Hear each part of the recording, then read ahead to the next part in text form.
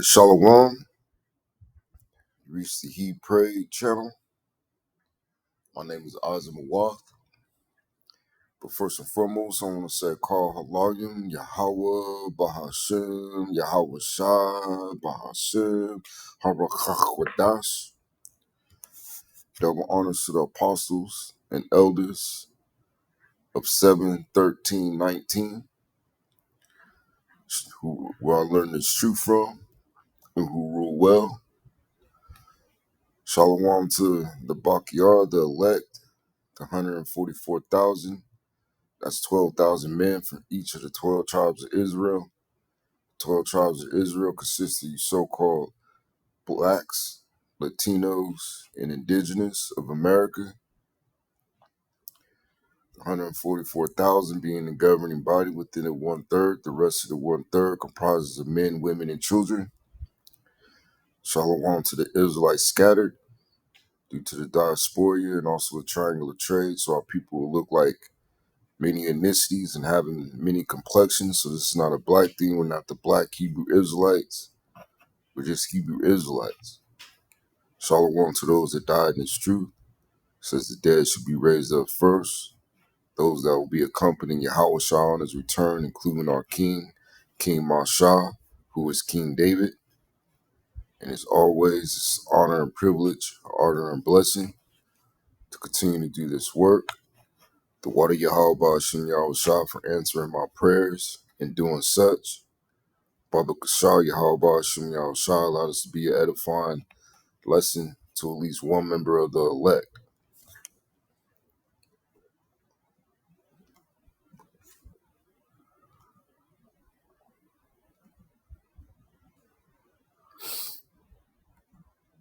Why did Amazon send me $20,000?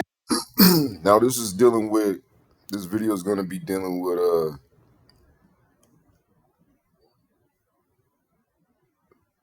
it's based on Greg Manarino's video. I'm gonna speed it up a little bit. Gets to oversee the whole thing. This is a dream scenario for the Federal Reserve. Agenda like we've never seen. All night thinking about what just happened, what is happening. Look, guys, things are changing so fast and so rapidly while people are being distracted by everything you could dream about, okay? Our entire financial system, its backbone, is going to now be shifted towards a corporate agenda like we've never seen before. We all understand that the United States now is a corporate state controlled by the government. Now they're going to control. Well, when you go into the scriptures,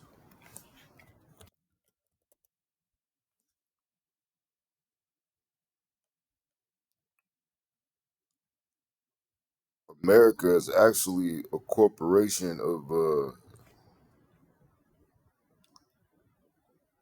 the British Crown.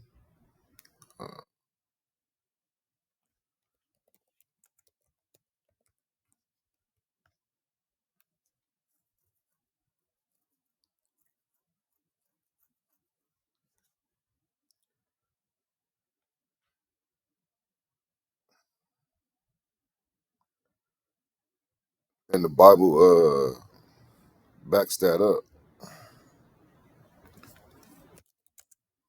It's in 50.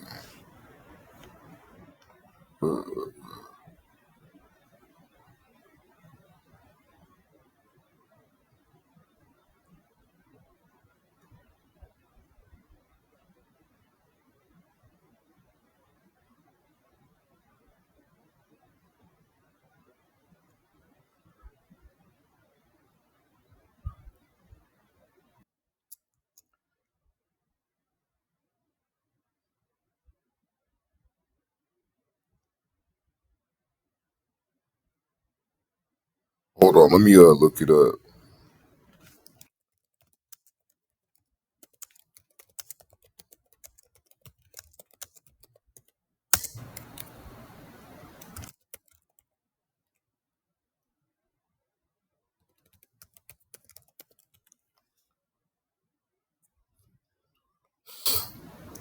it was a chapter, the previous chapter, Salakia.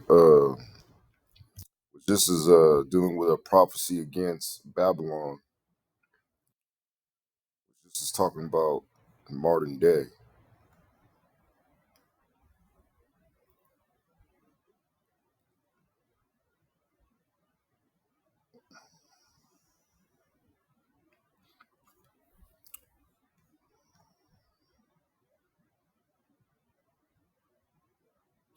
I'm going to start at verse 8. This is Jeremiah chapter 50, verse 8. Remove out of the midst of Babylon, or you could say America, and go forth out of the land of the Chaldeans. Now, when you go into ancient Babylon,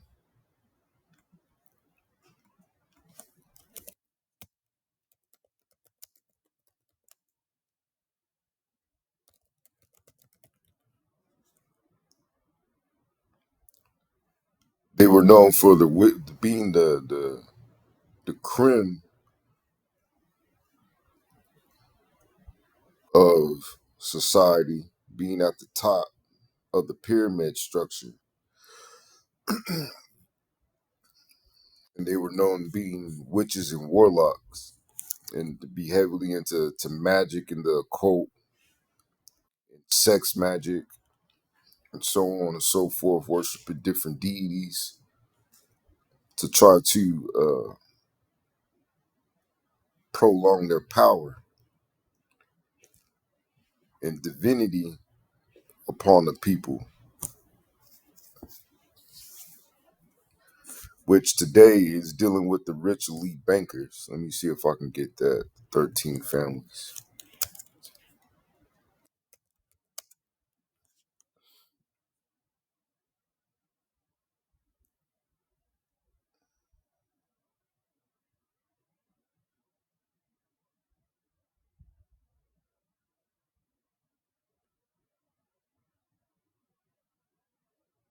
Which this isn't it.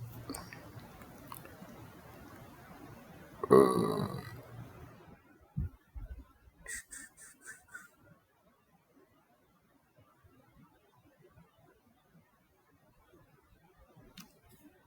me see.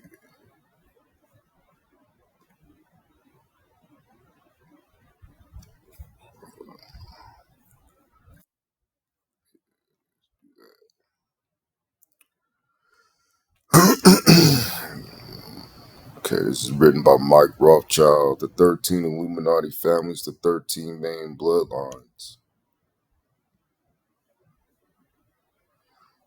The Illuminati families, known as the 13 bloodlines, are a subject steeped in mystery and conspiracy, often held up as key players in a shadowy world of power and influence. These families are believed by some to control global affairs from behind the scenes, wielding immense influence over politics, finance, and culture throughout history, whether rooted in fact or fertile ground for theory. The idea of these families adds an intriguing layer to discussions about who truly holds the reins of power. But when you think about it, you don't want to be known.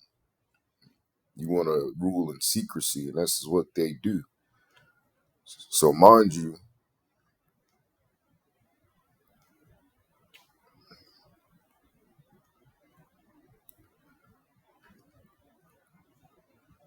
this is what they want you to believe is the richest families, right? It says the Lee, that's their last name, the Cheravanant, the Ferrero, the Wok, the Wook, Newhouse, Cox, which Cox is big in Nevada, Van Dam, D. Sprobrook, D. Mevius, the Hoffman, Ori, the Muliez, the Johnson SC, the Thomas or Thompson, the Albrecht, the Bohinger von Buck, Johnston Fidelity, Whitmire, I want to say, and Hermes, Al-Sad, Koch, Mars, Cargill, Quant Rousing, Pertzer, Abani, Walton is what they want you to believe. But in all actuality, these families have been ruling,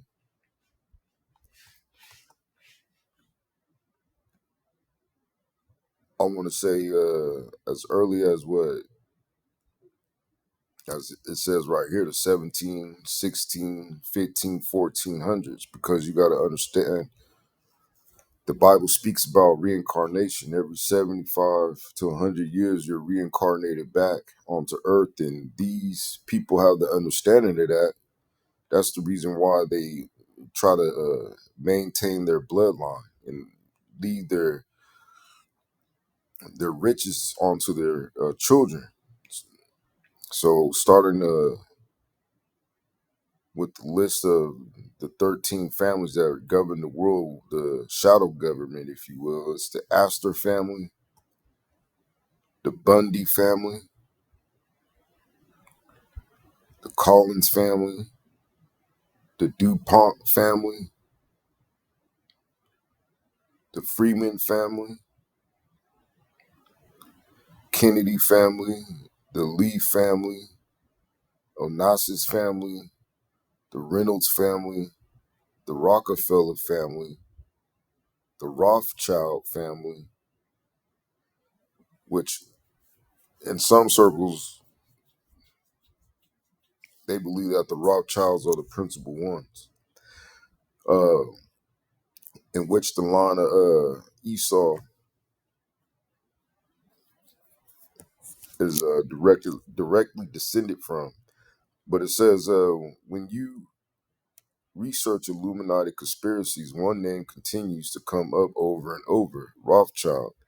The sons of Mayer Amschel Rothschild, which even Adolf Hitler was a illegitimate son of a Rothschild.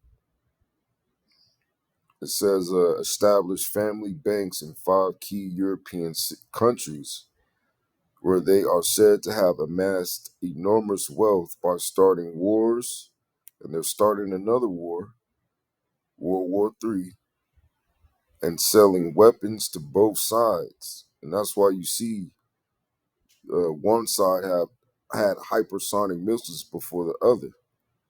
And then the other side had stealth technology and drone technology before the other.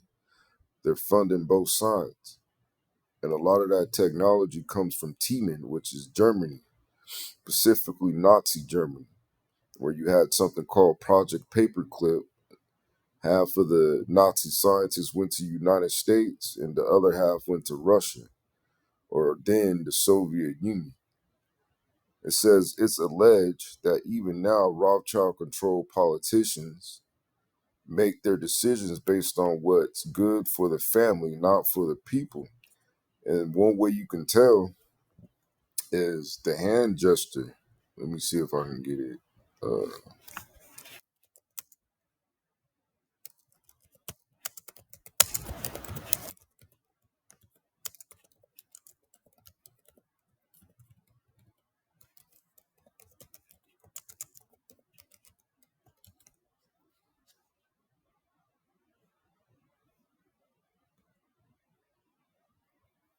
You often see them stand with a hand gesture similar to this. It says, "Does anyone know what this hand symbol means?" Concerned parent.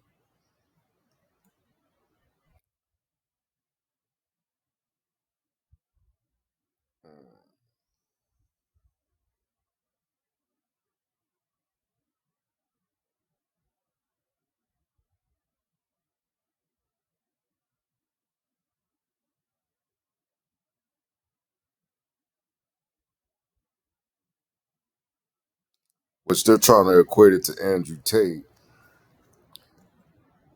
but it's the Yanni.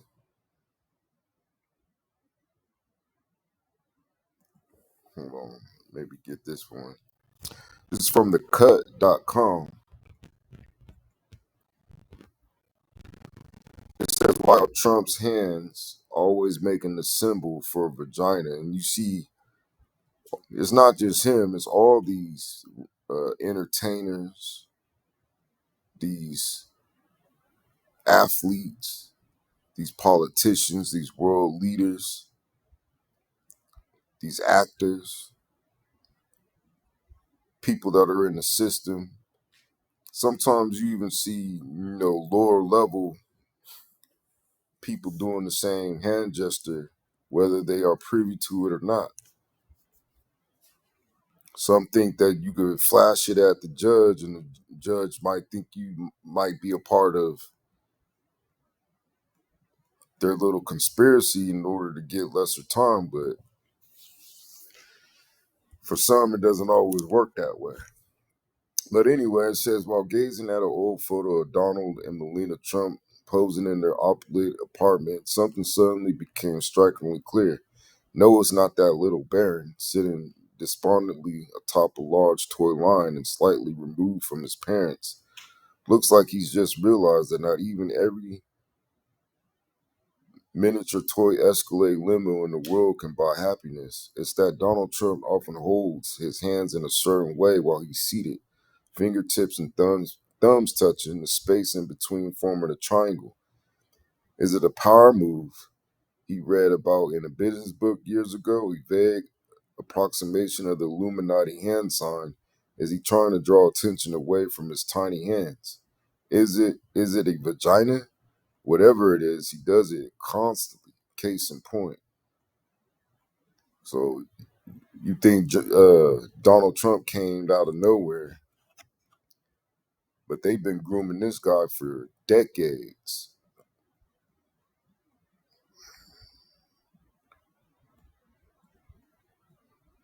See,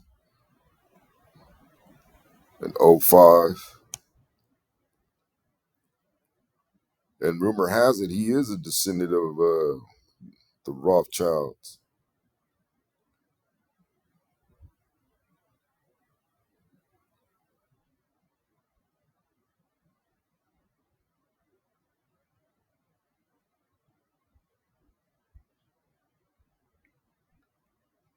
And he's not the only one that's doing it. Who's this guy? Baldwin. I think Alec Baldwin.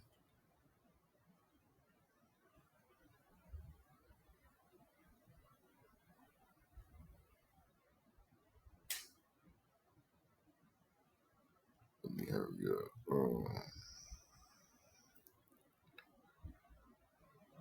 Let me see if it goes more into it. But anyway, it's called the Yoni Mudra. The occult hand gesture that represents a vagina is associated with the Yoni Mudra, which is an Indian hand gesture symbolizing the female reproductive organs. This gesture is commonly used in yoga and meditation to invoke positive energy and balance, which is that's something they say, but it all goes back to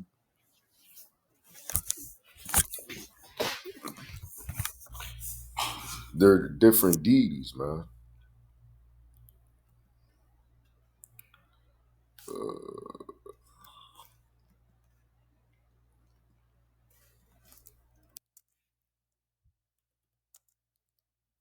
Back to their secret councils.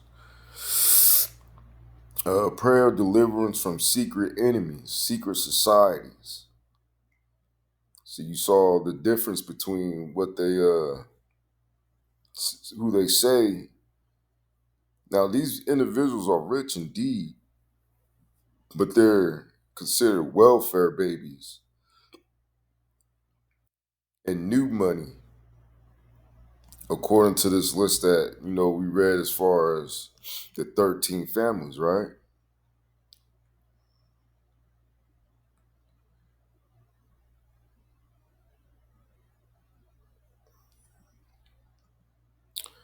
But it's Psalms chapter 64, verse 1, to the chief musician, a psalm of David, or how you say David in the Hebrew is Dawadah. It says, hear my voice, O power, in my prayer. Preserve my life from fear of the enemy. Hide me from the secret counsel of the wicked. Now, when you go into the scriptures, we know the wicked is Esau.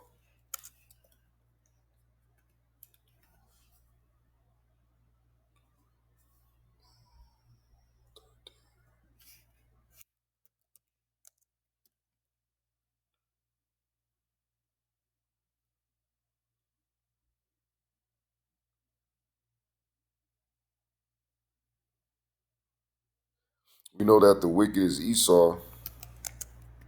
And we know that the wicked is the soul, the sword, Salakia, of the Heavenly Father. This is Psalm chapter 17, verse 13. It says, Arise, O Yahweh, disappoint him, cast him down. And his disappointment is going to come that he's not going to be able to complete him having full control over Yahweh's creation and eliminating the Israelites to secure the birthright that he sold. In his mind, he thinks that he can, win that way. So now what he's going to do is cull the population and enslave everyone with this device that, people are talking about all while you're being entertained, which entertainment goes into distraction by what's going on in Syria, what's going on with Epstein or Epstein files, the Diddler, and so on and so forth. They're pretty much bombarding you people, man. It says, cast him down, deliver my soul from the wicked. And these are prayers, to deliver your soul from the wicked, which is thy sword. It's the most high sword, man.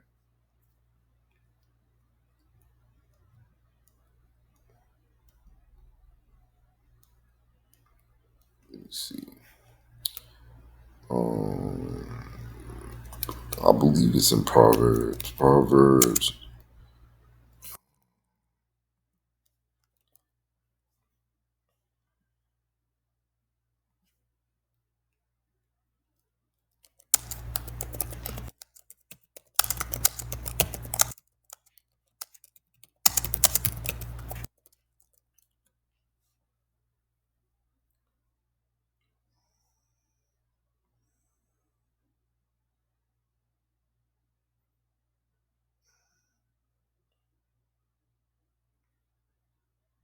Let me see.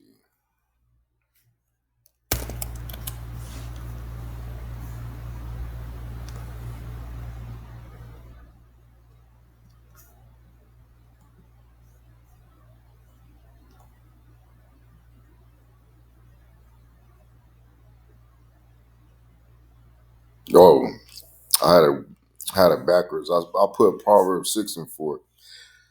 But it's 16:4. This is Proverbs chapter 16, verse 4. It says, Yahweh have made all things for himself, yea, even the wicked for the day of evil. Yeah, to bring about judgment. So Esau, his purpose is to bring about judgment, man. Bring about the judgment of the Heavenly Father upon you wicked Israelites and you heathen nations. And the only way he's going to be defeated is by Yahweh Shai. It said, going back to Psalms chapter 64, verse 2, hide me from the secret counsel of the wicked, which is what you would call the Illuminati. Going back to the Chaldeans, it says, from the instruction, Salaki, from the insurrection of the workers of iniquity. See what it says.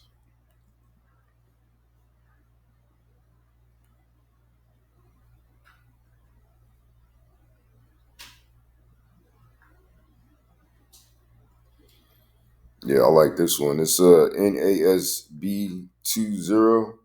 It says, hide me from secret discussion of evildoers, from the restlessness of the workers of injustice. No, because these people are behind the scenes.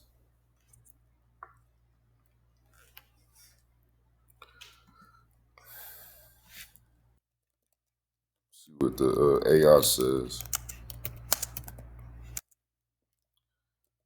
Trying to destroy you, man.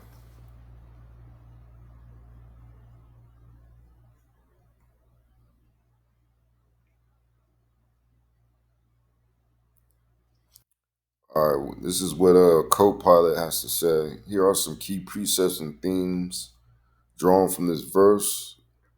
Yahweh as protector. David seeks refuge in Yahweh, trusting him to shield him from unseen dangers. And this is what you always have to maintain, which is prayer. That's the only way. That's your number one weapon.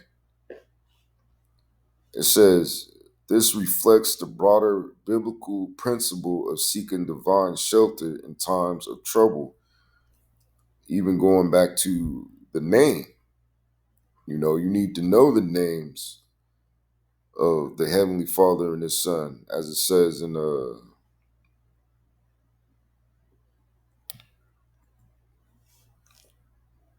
as it says, His name is a strong tower.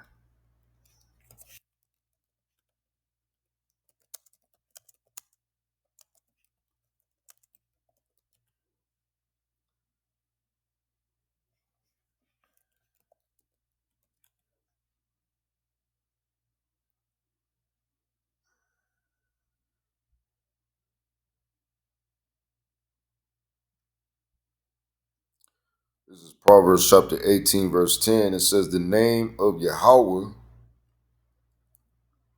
is a strong tower. The righteous runneth into it and is safe. So you have to call and believe on those names, man.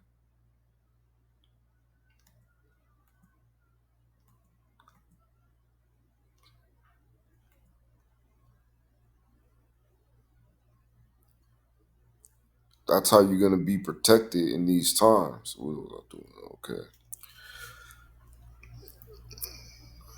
And it says it links up with Psalms 91 and 1. The reality of hidden evil, secret counsel, and insurrection suggests that evil often operates covertly and in groups because he has designed a system that is basically to destroy you, you Israelites, man. To keep you as far as way, to keep you as far away from the source of your power, which is your God. That's the reason why you so-called blacks, Latinos, and indigenous of America seem the most religious of all nations on earth. You have a church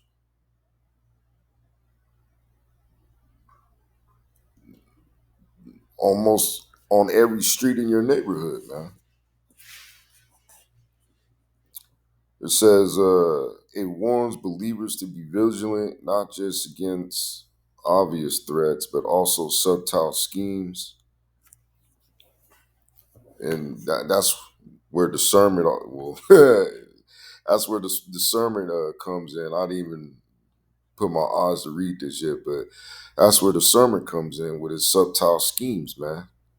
And what he's doing with these stable coins is a subtle scheme. He has been conditioning you the last few decades of a potential day, a potential future of you not needing to use paper money.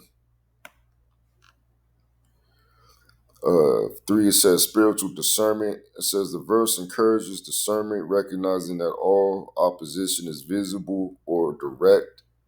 It aligns with teachings in Proverbs chapter 1, verse 10 through 16, which cautions against joining those who plot harm,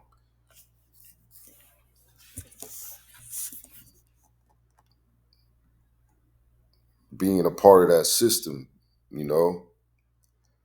For faith over fear, David doesn't just ask for protection from harm, he asks to be hidden from fear of the enemy. This echoes the idea that fear itself can be paralyzing and faith is the antidote. And a lot of times, man, a lot of men need to pray for more faith because faith is a gift. And when you see that an individual doesn't have that much faith, you see he has a lot of fear.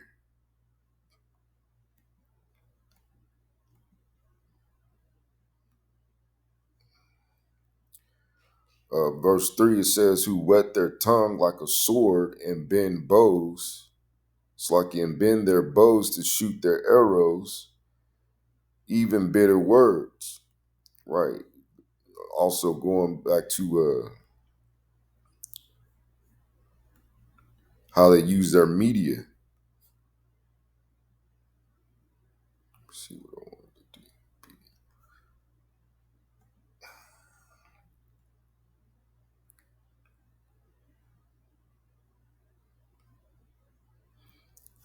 This is a good one. It says, NET, they sharpen their tongues like a sword, they aim their arrow, a slanderous charge.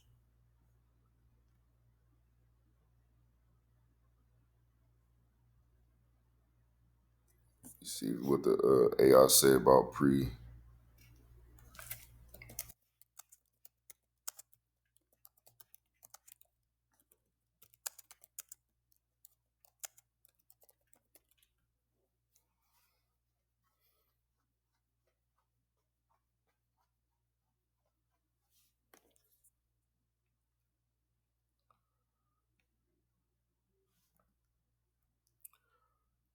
It says words can wound. The tongue is likened to a sharpened sword, suggesting intentional harm. Bitter words are compared to arrows, implying their aim with precision to pierce and damage. Intentional malice. Wet their tongue and bend their bows, show preparation and deliberation. This isn't careless speech, it's calculated, revealing the depth of speaker's bitterness or hatred. Remember that long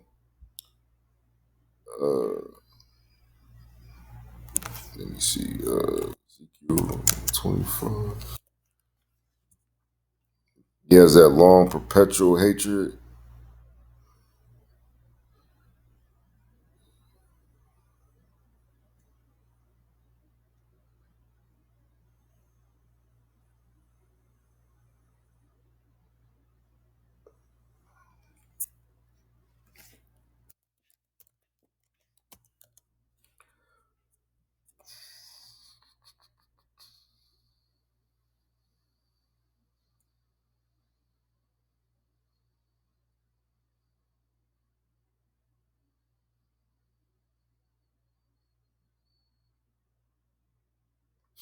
Right. This is Ezekiel chapter 35, verse 5. Because thou hast had a perpetual hatred and hast shed the blood of the children of Yasha'Allah, which is you so-called blacks, Latinos, and indigenous, by the force of the sword in the time of their calamity, in the time that their iniquity had an end. Because according to the will of the Heavenly Father, we weren't supposed to go back into slavery, but they forced slavery upon us to take revenge, you know? And, you see how these so-called white people are very revengeful people, man. You see what they, you know, you see how much overkill they go.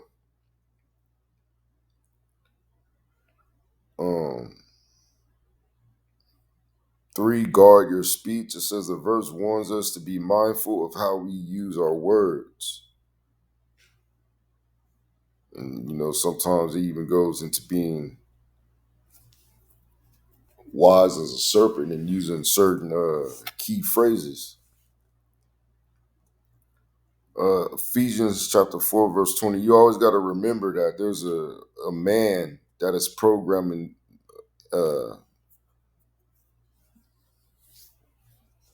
artificial intelligence or AI.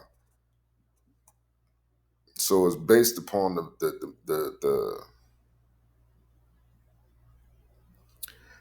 it's based upon the mind of the Edomite, man. And if you even go to Indeed.com, they have openings, for you to work with AI and program AI or proofread and so on and so forth. So this is all controlled. Ephesians chapter 4, verse 29 echoes this. Let no corrupt communication proceed out of your mouth, but that which is good to the use of edifying. Which we know what that means. For spiritual warfare isn't just physical. David's enemies weren't attacking with with swords. They were using slander, lies, and verbal cruelty. This reminds us that spiritual battles often involve emotional and psychological tactics, which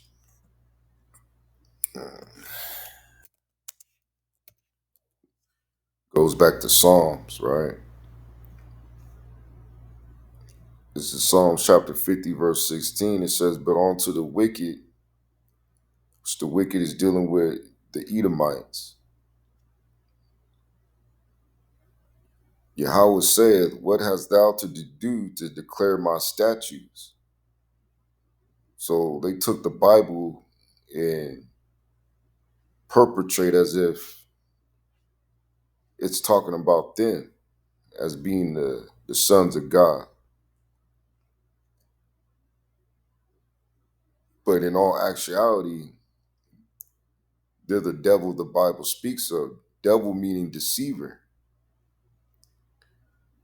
And if you look at the so-called white man's track record, he has done nothing but deceive the people, man. It says, or that thou shouldest take my covenant in thy mouth. Right.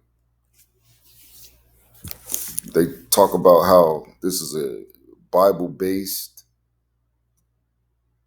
a God-fearing society. The Bible is what do they call it? I don't want to say law of the land because they separated church and state, but basically this is a Bible-fearing country, man. A Christian nation, which the term Christian is really a derogatory term given to the Israelites. You can't be a Christian unless you're an Israelite. But verse 17, it says, seeing thou hatest instruction. Why is that? Because they're programmed to do the opposite, to do contrary to what is in righteousness, as being the sons of the wicked, man. They can't do right. So they don't follow the Bible when you put a scopeo upon them. And casteth my words behind thee. They just, they throw it over their shoulder. Look at them giving rights to those members of the LGBTQ plus community, man, when the Bible clearly defined those acts as egregious. And the penalty is severe. Or another, commit adultery, which that penalty is severe. But they allow that. And then they make fun of the man of the the woman steps out on you. They say it was your problem because the man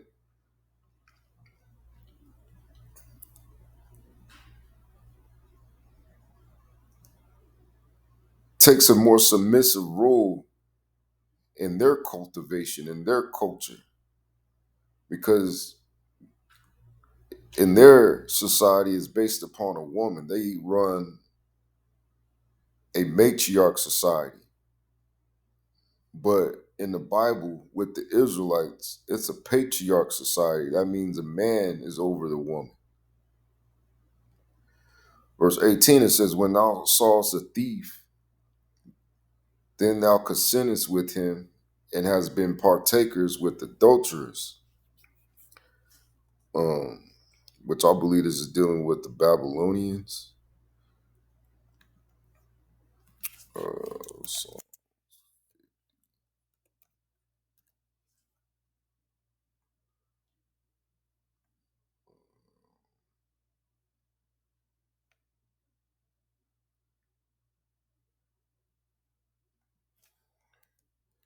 18 in historical text. Which nation was the thief?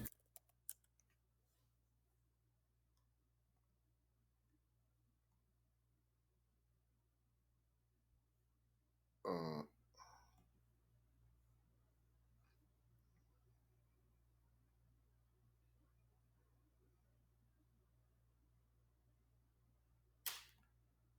this is dealing with Esau.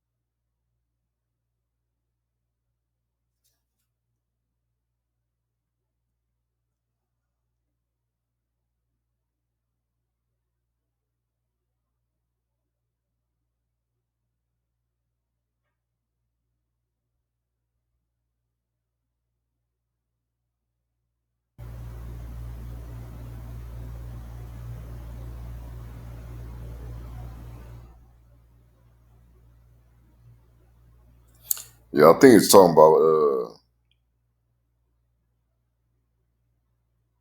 when Israel was attacked by the Babylonians, if I'm not mistaken. I'll correct it if I'm wrong. And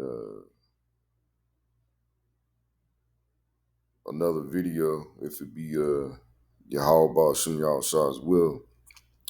But verse 18, it says, when thou sawest a thief, then thou consentest with him, join with him, right? To be to steal. It says, and had been partakers with adulterers. Thou givest thy mouth to evil, and thy tongue frameth deceit. Thou sittest and speakest against thy brother, which his brother was Jacob, Thou slanderest thy own mother's son. Which his mother was Rebecca. These things hast thou done, and I kept silence. Because in Esau's mind, the so-called white man's mind, oh man, let me see. He thinks the Most High.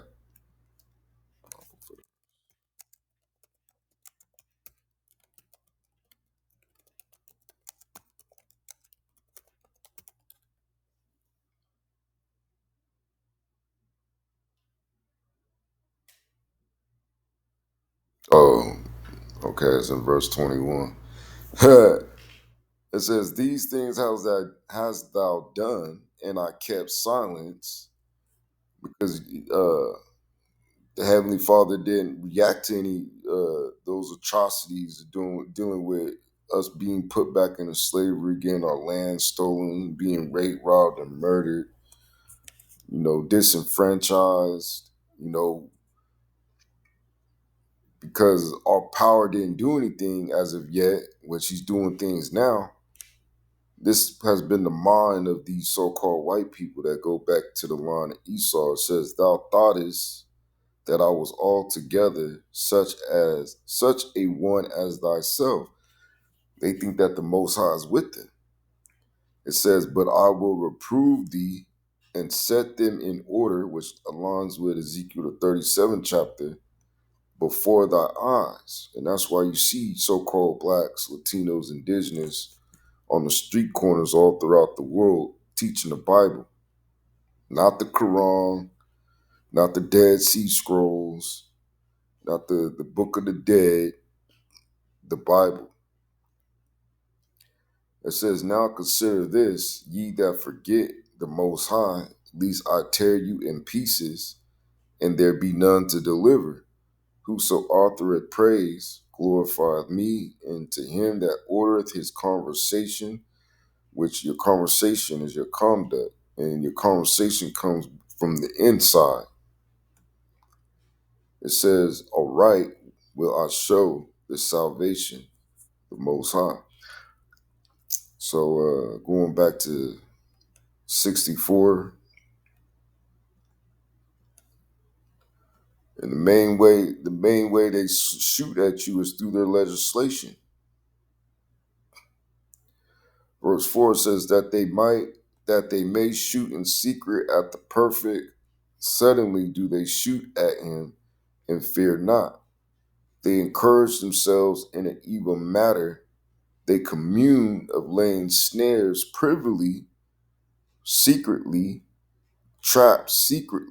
laying traps secretly through their legislation.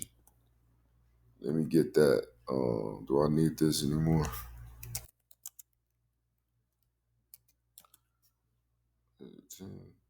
Right. Now, Assyria is Yahweh's instrument, and sometimes Assyria is interchangeable with America because America occupies those regions as far as their military bases. But this is Isaiah chapter 10, verse 1. It says, "Woe," which woe means destruction, "unto them that decree unrighteous decrees." A decree is a law. So those that implement these wicked laws are going to be destroyed, man. And that right grievousness which they have prescribed, to turn aside the needy from judgment, and to take away the right from the poor of my people, that widows may be their prey, and that they may rob the fatherless. And it's talking about what they're doing unto you Israelites. "And what will you do in the day of visitation, and in the desolation which shall come from far?" The visitation is the return of Yahweh Shah, who the world inwardly calls Jesus Christ, and that desolation that shall come from far is dealing with those thermonuclear missiles. "To whom would ye flee for help?" And who is Esau, the so-called white man in America, gonna flee for help to? He has burned all his bridges. He's pissed off his own allies, man. And where will ye leave your glory? Because he's gonna be completely destroyed.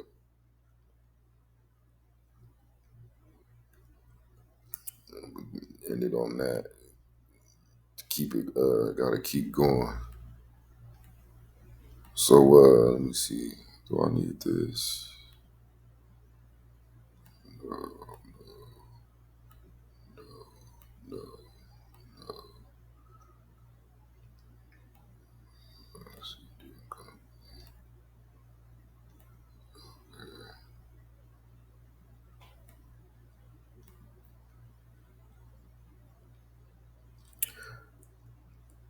So going back to Psalms chapter 64, finishing up verse 5, it says, they say, who shall see them? Right. But we're in the time of the great revealing, man, and the great awakening.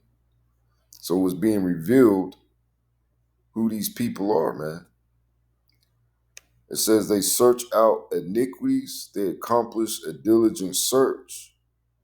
Both the inward thought of every one of them and the heart, which is the mind, is deep. But the Most High shall shoot at them with an arrow. Suddenly shall they be wounded, meaning those missiles. So they shall make their own tongue to fall upon them. That's why you have these whistleblowers exposing them, man, sharing their secrets. All that see them shall flee away. And all men shall fear and shall declare the work of the Most High, for they shall wisely consider of his doing. The righteous shall be glad in Yahweh and shall trust in him. And all that upright in heart, if you're upright in your mind, shall glory, right?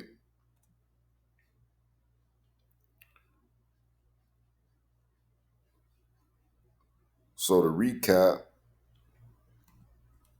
the Chaldeans were indeed known for their magical practices. They were skilled in various forms of magic, including astrology, alchemy, and sorcery. Their magical circles were often used in rituals and divination, and they were believed to have a deep understanding of the cosmos and the divine. The Chaldeans' influence on later cultures, particularly in the development of astrology and magic, is significant. Their legacy continues to be studied and revered in the fields of ancient studies and occult traditions. So going back to Jeremiah chapter 50, verse 8, it says, I'll just start at verse 8. Remove out of the midst of Babylon, which, as I said previously, Babylon in this chapter is referring to America. And go forth out of the land of the Chaldeans. The land of the Chaldeans is dealing with America because the Chaldeans are the rich elite 13 families, those bankers, and America was established through the East Indian Company. It says the East Indian Company, EIC, was an English and later British joint stock company that was founded in the 1600s and dissolved in 1874. It was formed to trade in the Indian Ocean region, initially with the East Indies, the Indian subcontinent, and Southeast Asia, and later with East Asia. Company gained control of large parts of the Indian subcontinent and Hong Kong. Let me see something. Mind you, America was founded in 1776. Let me see the original.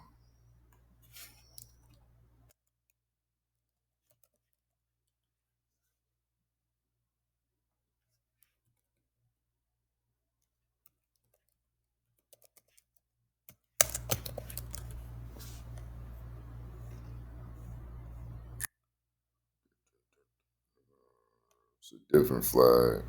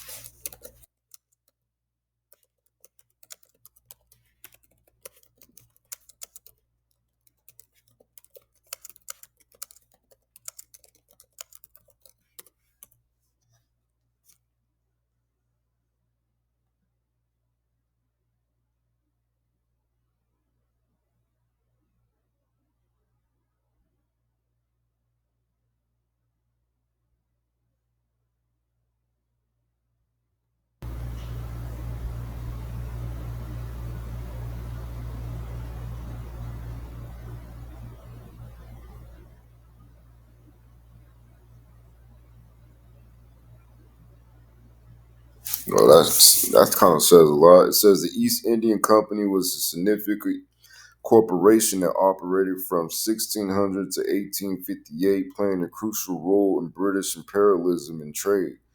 It was granted a charter by Queen Elizabeth I, allowing it to monopolize trade in the East Indies, which included parts of modern-day India, Pakistan, and Bangladesh. The company's influence extended to the American colonies, particularly during the tea trade, which contributed to the American Revolution. While the East Indian Company was a corporation, it also had extensive military and administrative powers, ruling territories as a virtual colony until the British Crown took direct control in 1858.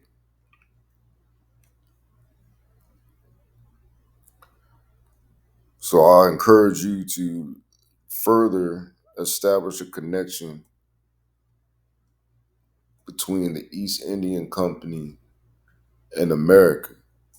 Because the further you go, you see that America is nothing but a corporation of the British Crown, which aligns up with the scriptures.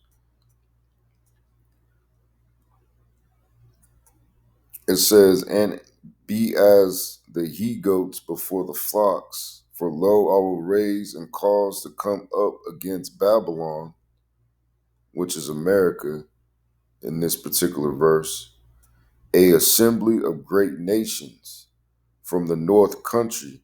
And this is dealing with Russia and its allies. And then also, you could put NATO and the EU pursuant to Revelation, the 17th chapter, because the beast in the book of Revelation is dealing with NATO and the EU. It's a conglomerate of nations composing a military alliance. It says, and they shall set themselves in array against her. That array is dealing with them surrounding America militarily, whether it be nuclear attack subs off the coast or coordinating their missiles to strike America. It says, from thence she shall be taken. Their arrows shall be as of a mighty expert man. None shall return in vain, meaning that all those missiles that are going to be shot on America are going to hit their target, whether it be because America has spent all of its missiles for its missile defenses, or the chariots of Israel are going to be zapping those missiles that try to hit the missiles that are incoming, or it could just be the spirit of the Heavenly Father guiding those missiles to hit their target, to execute his judgment. Verse 10, it says, and Chaldea shall be a spoil, all that spoil her shall be satisfied, saith Yahweh. Right, because those rich elite bankers are going to be the first crop of slaves building the world that they destroyed. And those that spoil her are going to be the Israelites, you so-called blacks, Latinos, and indigenous that were once their slaves. and they're going to be, or I should say, we're going to be satisfied. Verse 11, because you were glad, because you rejoiced, O ye destroyers of my heritage. They were calling us bywords, proverbs. Every era we were called something different, from Negroes. Well, we went from Hebrews, because they have documents in which they were selling Hebrew slaves. We went from Hebrews to coloreds, to blacks, to African Americans, so on and so forth, to keep us from our true identities. We're being called the names that our oppressors placed upon us. It says, because you are grown fat as the heifer, you've grown rich at grass and bellow as bulls. Your mother, now this goes back to the British, to Great Britain. That's why I brought out the East Indian Company, which the British Crown took direct control in 1858, which the British Crown is pretty much controlled by these 13 rich elite families, man. I believe, starting with the Rothschilds. You know, they have a lot of dictation in world affairs. It says, your mother, Great Britain, shall be sore confounded. She that bare you shall be ashamed. Was not America a British colony? It says, behold, the hindermost of the nations shall be a wilderness. And we're at the hindermost. America, the North America, Central South America is the hindermost. What you would call at the end of the world, if you were to iron it out and flatten it. America will be at the end of the left of the world, because you have to remember the Heavenly Father goes from right to left, not left to right. You know?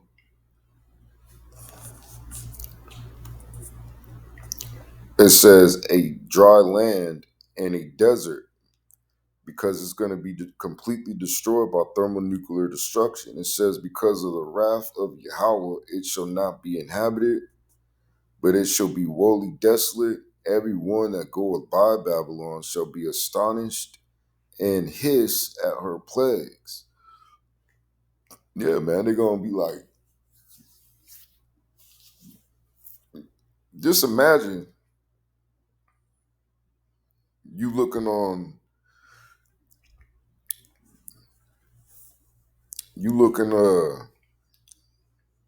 the outside in. You being in America all your life, but you looking on the outside in. What vocabulary will come to mind if you saw America from a distance burning on fire, man? Completely destroyed. I'm pretty sure you'll pick some colorful language, man. And then 14 down goes into the destruction and the nuclear destruction of America. And America's not going to be the only nation that's going to be destroyed by nuclear missiles, man. The land of Israel is going to be hit with nuclear missiles as well. Russia, Asia, parts of the Middle East, Europe, basically the Northern Hemisphere. Because they have something called mutually assured destruction. Even if America is hit with a sneak attack, they still have systems that are able to launch a counterattack, regardless if the homeland is destroyed or not. So let me go back to Greg. To a large degree, the currency coordinating with the Federal Reserve and the Treasury. This is, you can't think of another term for this, infinitely dangerous. Infinitely dangerous. We're going to wish that we had a central bank digital currency. Why would we wish for something like that instead of what we're getting here, what just passed the House last night? Because you see, with a central bank digital currency, there would be congressional oversight. Selling your car to Carvana is easier than you think. In just seconds, we can give you a real offer good for 7 days. What just happened, there's nothing. We get no say-so in anything, and still the Federal Reserve gets to oversee the whole thing. This is a dream scenario for the Federal Reserve. We lose. I can't stress this enough to you. We lose. Now, I want you guys and girls, I don't even know what's going on with the market. I didn't look at the futures. I haven't looked at commodities. I haven't looked at a thing, because this is so important. I'm going to cover at length everything that's going on right now, where it started, how this, well, just over the last few days, because they're shoving this so fast through legislative policy. I mean, people don't even have a chance to look at it themselves. What is this? Is this freedom? Is this the United States of America? This is winning people. What's just happened is a nightmare scenario. Again, you're going to wish that we had a central bank digital currency in lieu of what we just got, what we're just going to get. This is unbelievable in my view. And again, I couldn't freaking sleep all night. And I have a lot of stuff to cover with you guys and girls. So just bear with me. Now, everything I'm going to show you, everything, I made prints outs of all this. It's in your inbox. If you sub to the Freedom Platform, people, I'm going to say it again. Do it. This is for us. We need to band together more than ever right now. Link in the description of this video. Let's start here. Government-sanctioned stablecoins, what they really are. Now, this is a headline. This is a headline from, well, 2 days ago. This was President Trump before the GOP saying, "This is our moment. Trump urges GOP support for stablecoin crypto clarity bills during crypto week." And I'm going to read this to you and then move forward. I want you to focus here, okay? Lions. Trump says, "This is our moment." He urges the GOP support for stablecoin legislation, crypto clarity bills during this week. Now, this week, the House of Representatives will consider, and they already have, passed last night, it squeaked by, we'll consider this stablecoin genius bill and the Digital Asset Market Clarity Act. President Trump has repeatedly said he wants the U.S. to be the crypto capital of the world, not the constitutional money capital of the world, and said, this was Tuesday, digital assets are the future, and we're leading by a lot. Now, Lions, just wanted to break this down for you. But what Greg doesn't realize when he says that they're going to be begging for a central digital currency or a CBDC, which they're going to do anyway, this is just pressure from above, pressure from below tactics, man. But let's dwell a little bit deeper into what this legislation he's talking about that just passed. This is from Reuters, U.S. House.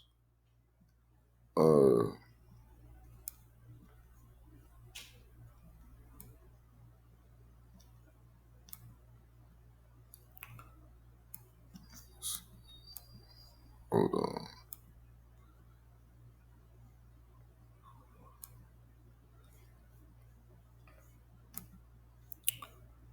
It says U.S. House passes stablecoin legislation, sending bill to Trump.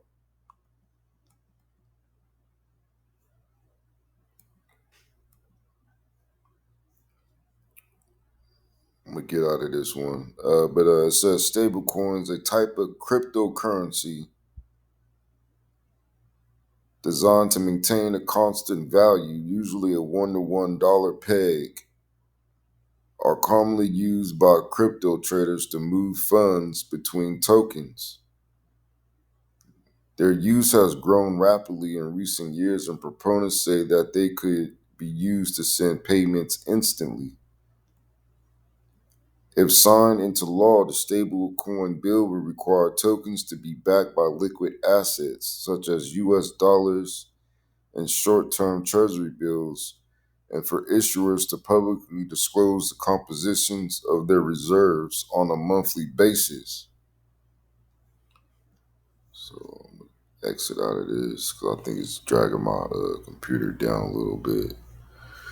But I'm going to give you the AI overview. It says the U.S. House of Representatives has passed a bill called the Guiding and Establishing National Innovation for U.S. Stablecoins, Genius Act, which establishes a regulatory framework for stablecoins, a type of cryptocurrency pegged to a stable asset like the U.S. dollar. I think a stablecoin would be like the USD. If you are familiar with the Coinbase, if you buy crypto from Coinbase, I think it would be the USD coin, where I believe that's a 1-to-1 ratio. But continuing, it says this bill now headed to President Trump's desk aims to provide consumer protections and establish guidelines for stablecoin issuers. Here's a breakdown of the key aspects of the Genius Act. What are stablecoins? Stablecoins are cryptocurrencies designed to maintain a stable value, often pegged to a fiat currency like the US dollar, which you gotta read. If you don't know what a fiat currency is, you should read it or research it. It says they are commonly used in the cryptocurrency market to move funds between different tokens and for various payment applications. Key provisions of the Genius Act: regulation of issuers. The bill defines permitted payment stablecoin issuers and establishes a licensing and supervisory framework for them. Reserve requirements. Issuers are required to hold reserves in liquid assets like US dollars and short-term treasury bills to back the stablecoins. Transparency and reporting. Issuers must publicly disclose the composition of the reserves on a monthly basis and submit to audits. So all you people with them coins, man, here comes the government in its regulation. But they've been salivating on, which they can confiscate all your digital assets. It says redemption procedures. Issuers must establish and disclose procedures for redeeming stablecoins for their pegged assets. Consumer protections. The bill includes provisions to prevent deceptive marketing and misuse of stablecoins. Bank Secrecy Act and MLA CFT. Stablecoin issuers are subject to the Bank Secrecy Act and must implement anti-money laundering and counter-terrorist financing programs. Federal and state oversight. The bill outlines a framework for both federal and state regulators to oversee stablecoin activities. Prohibition on interest payments. Stablecoin issuers are prohibited from paying interest to holders of the stablecoins. Potential impacts: increased trust and adoption. The regulatory framework is expected to increase trust and stablecoins, potentially leading to broader adoption, because they want to they want to do away with paper money. Ultimately, enhance consumer protection. The bill aims to safeguard consumers from potential risks associated with stablecoins. Growth of the digital asset ecosystem. The legislation is seen as a step toward integrating digital assets into the traditional financial system. Debate and concerns. There are ongoing discussions and concerns about the potential of regulatory capture, the impact on decentralization, and the possibility of panic runs on stablecoins. Next steps. The bill is now with President Trump, who is expected to sign into law. The next steps will involve the implementation of regulatory framework by various agencies, including the Treasury Department and the Federal Reserve. So I'm pretty sure they already passed that into law. The Genius Bill and Clarity Act, what's really going on here? Stablecoin legislation. This Genius Bill sets the groundwork for government-sanctioned stablecoins, which are digital dollars backed by nothing but centralized power. Just hold that thought as we move forward. What you are not supposed to know, these are issued by private companies regulated by the Fed, and this is what passed last night. Could you imagine? Guess which student has a better chance of getting into an Ivy League school? First, take a look at Zach. He is valedictorian. If people knew because they're all being distracted by the Epstein thing or whatever else they want to throw at us. It's diabolic what they're doing. They always do this. They set wheels in motion to get people outraged. It's all fake, obviously. The outrage is fake. The people up in arms over it, obviously. But again, this was a stage that was set. Look here.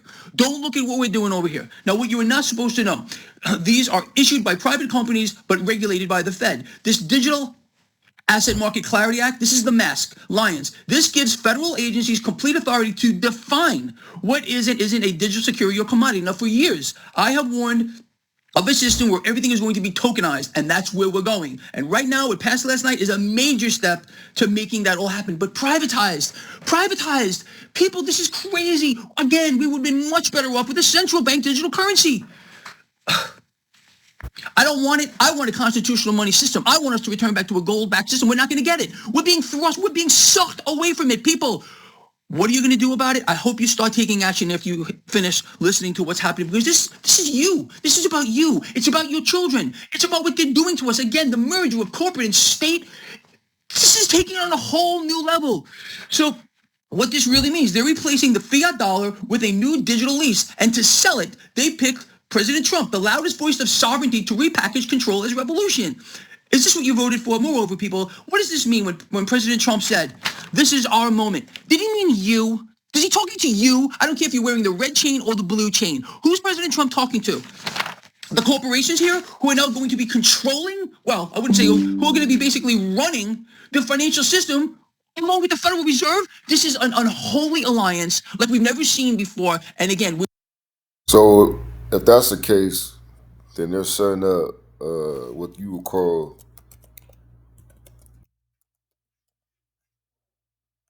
technocracy, right? The government, Technocracy. the government or control of society or industry by elite of technical experts, an instance of application of technocracy, elite of technical experts, which really, this is all gradualism into the MOTB, man,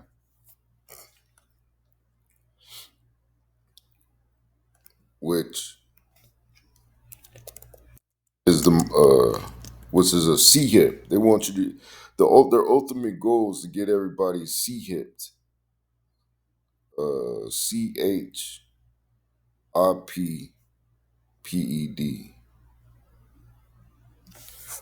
Hold on real quick. Just give me a second.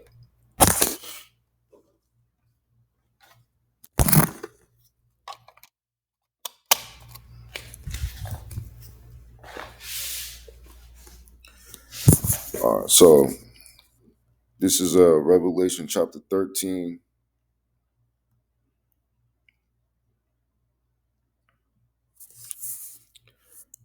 And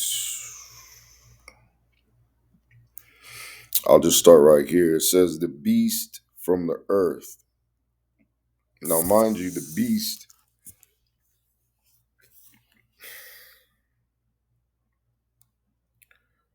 let's see.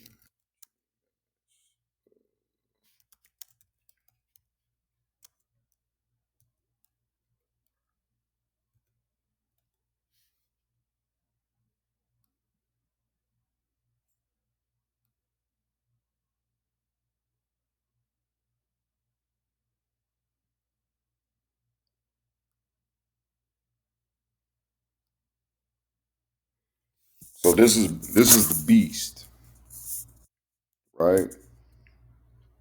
It's dealing with the Roman Empire and the Roman Empire's vassal states, specifically the pagan Greco-Roman Empire, right? And those vassal states were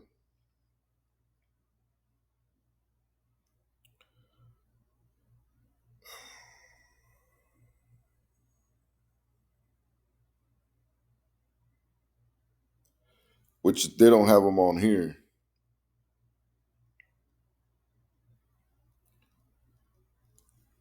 which I'm with the the Visigoths. Let me see if I can look it up real quick.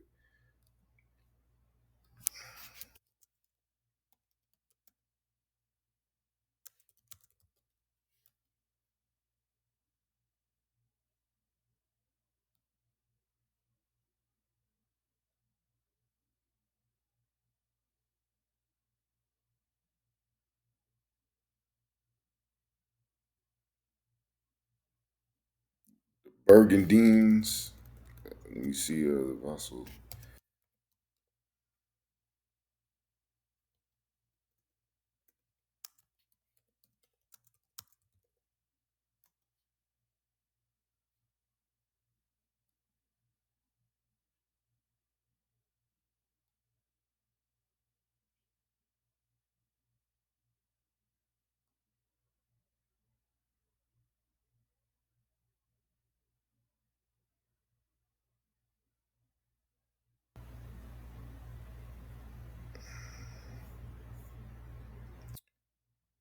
yeah, I'll have to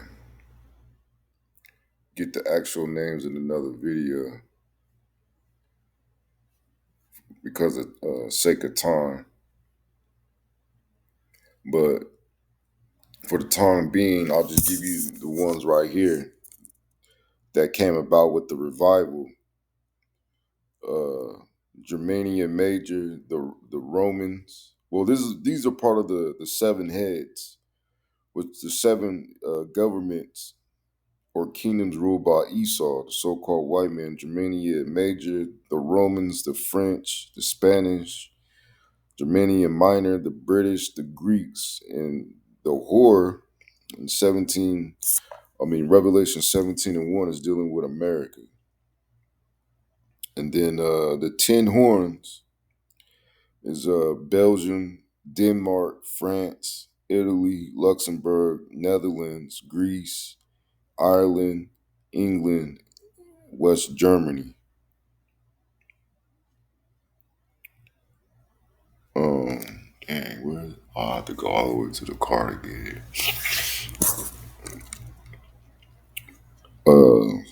Let me go back to Revelation.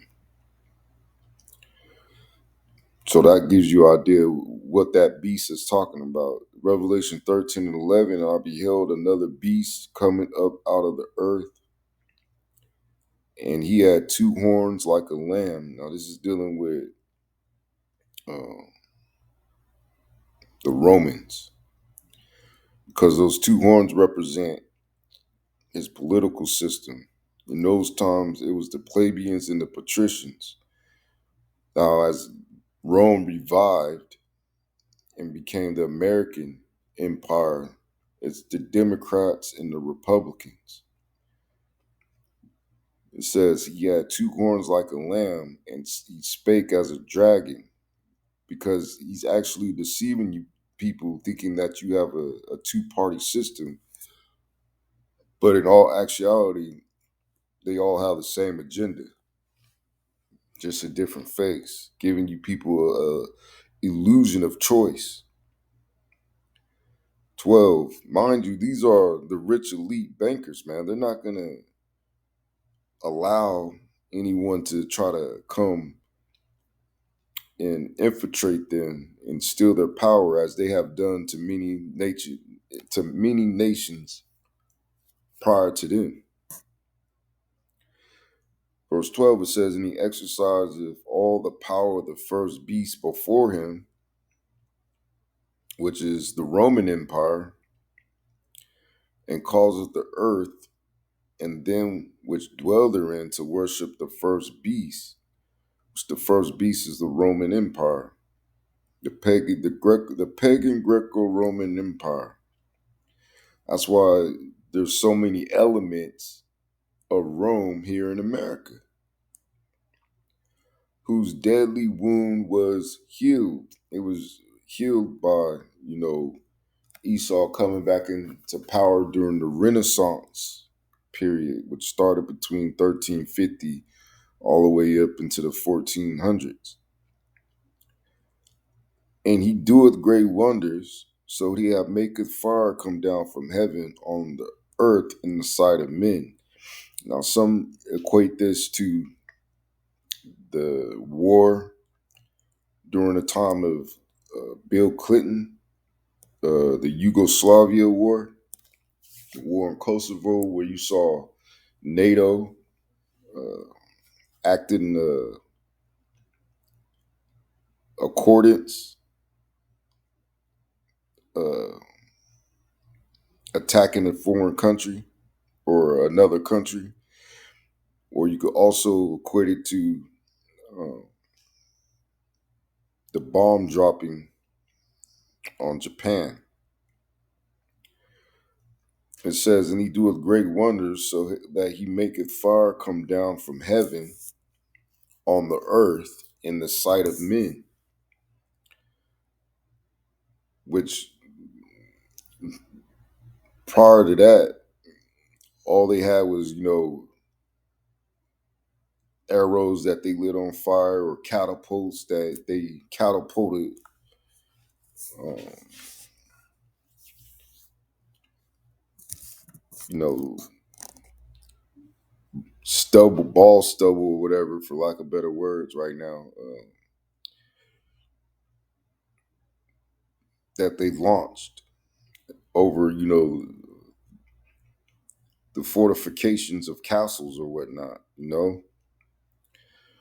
It says, and deceiveth them that dwell on the earth by the means of those miracles, and going back to his technology, which he had power to do in the sight of the beast, which this is dealing with Esau having power to do in the sight of the beast, saying to them that dwell on the earth, that they should make an image to the beast which had the wound by a sword and did live, which is, that lifestyle, that cultivation, that culture, that as they call it, the Roman way.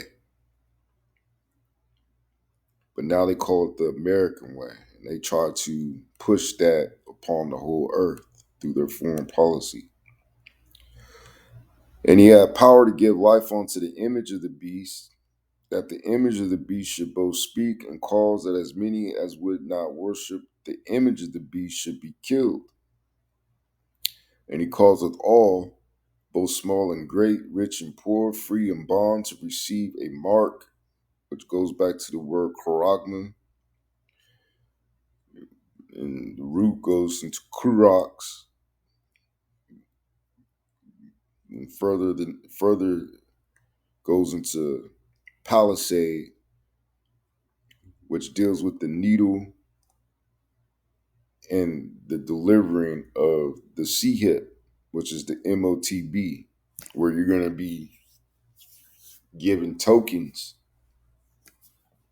that are uploaded onto your chip, where you can go and buy and sell, right?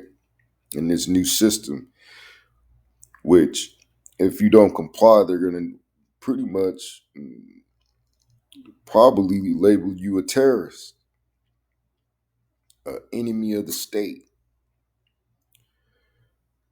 It says, to receive a mark in their right hand or in their foreheads. That's why you have all these different nations, not just Elon with Neuralink, but creating these devices to be placed in people's hands or in their foreheads, because it's going to be a global,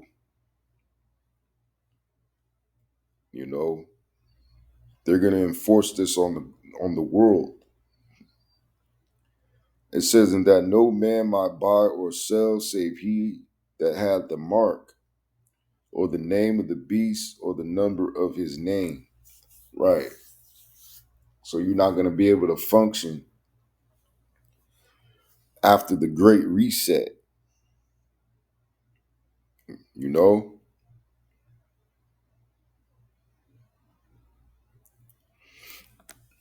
And this event is what's going to lead to America's final destruction, man. This is Revelation 20, verse 4. It says, and I saw thrones, and they that sat upon them, and judgment was given unto them. And I saw the souls of them that were beheaded for the witness of Yahweh Shai, which is, the elect, those that pursue the Revelation 2 and 10. It says, and for the word of the Most High, and which had not worshipped the beast, neither his image, neither had received his mark upon their foreheads or in their hands. And they lived and reigned with Hamashiach 1,000 years, being the first fruits. But the rest of the dead lived not again until the 1,000 years were finished, which this is dealing with the other nations. This is the first resurrection. Blessed and holy is he that hath part in the first resurrection. On such the second death had no power, which is dealing with the elect. But they shall be priests of Yahweh and of Hamashiach, and shall reign with him 1,000 years. Now this reign of 1,000 years is dealing with the same reign of 1,000 years right here. Now the rest of the dead live not again until the 1,000 years were finished, meaning these heathen nations, they're going to be slaves for 1,000 years. And after that 1,000 years, they're going to get their lands back. But when those 1,000 years are finished, the nation of Edom, you so-called white people, you're going to be exterminated according to the Holy Bible. It says, blessed and holy is he that hath part in the first resurrection. On such the second death have no power. The second death is by fire. The first death was by water. But they shall be priests of Yahweh and of Hamashiach, and shall reign with him 1,000 years. Now this is jumping back time period, right? It says, and when the 1,000 years are expired, and they expired about 1350, going into the Renaissance, where he shall be loosed out of his prison, loosed the little season, which is the little season we're in right now, before the destruction of America and Edomite so-called white supremacy. It says Satan, which he's the adversary against the Heavenly Father, so-called white man, shall be loosed out of his prison. His original prison was dealing with, Europe, when he was under the control of the Moors, which was you Israelites in the Dark Ages, until he came back into power because of the bubonic, I believe it was either the bubonic or the Black Plague that killed a lot of you Israelites in Europe because of divine, what are they called, manifestation. It had to happen in order for Esau to gain rulership for this final season, to bring about the second death. It says, and shall go out to deceive the nations which are in the four quarters of the earth. And he's going to deceive you through his philosophies, his doctrine, and ultimately the MOTB.